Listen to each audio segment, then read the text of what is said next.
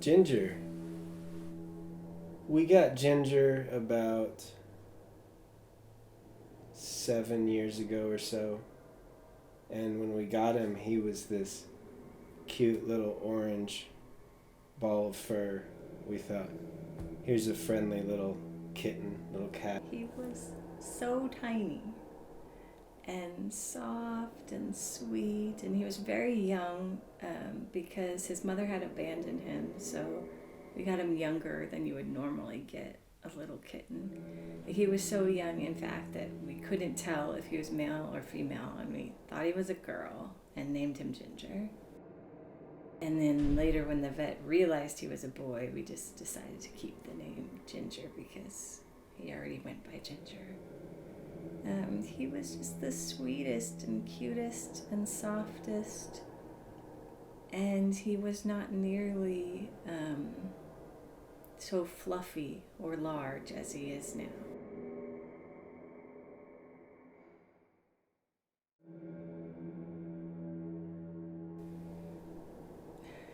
When Ginger was so sweet and tiny, we just had no idea what was coming.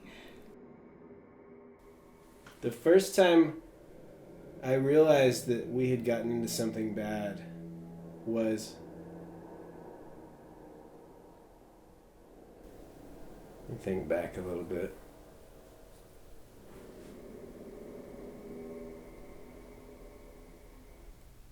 It started off rather benign. We would find chewed up toys in places, stuff that normal cats don't eat. We'd find things eaten. We'd even sometimes see stuff in his stool that was like not food.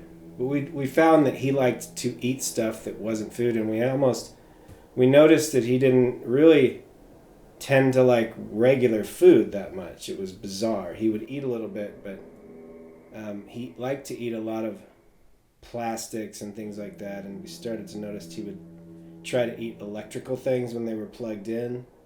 The more connected to a power source, the better. And that was when we first started realizing that this cat's weird. Not normal. Not a normal cat. Ginger has destroyed many sentimental items, including one of his favorite things to destroy, Christmas tree ornaments, some of which were made by my kids when they were younger, and they're basically priceless to me. But he has just chewed them up and spit them out or digested them. He also, these are not terribly valuable, but my flip-flops that I got as a gift just a few minutes after I opened them, and he destroyed them.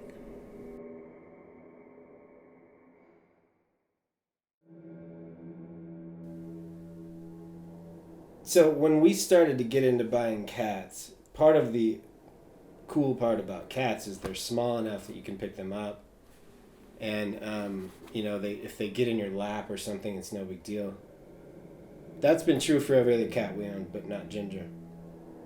Ginger is like a cat who ate a dog or something. He's got the legs of a cat, but his midsection is long and hangs down to the floor. And when he jumps onto stuff, there's a tremor that goes through the house. You look at him and you feel like there is like another cat is growing from him. He is so large and grotesque that it makes you angry to look at him.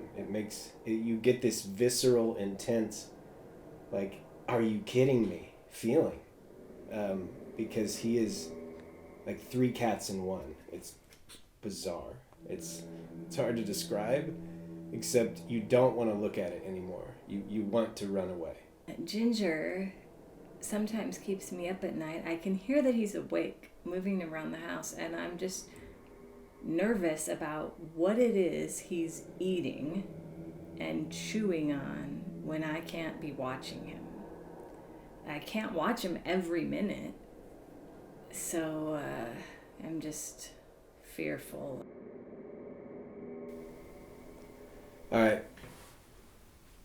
One thing I'll say is I'm a little bit scared sometimes at night. I'll tell you the story, and it still sends chills down my spine. I once heard all this racket in the kitchen, and I went in there, and Ginger has trapped this mouse between his paws.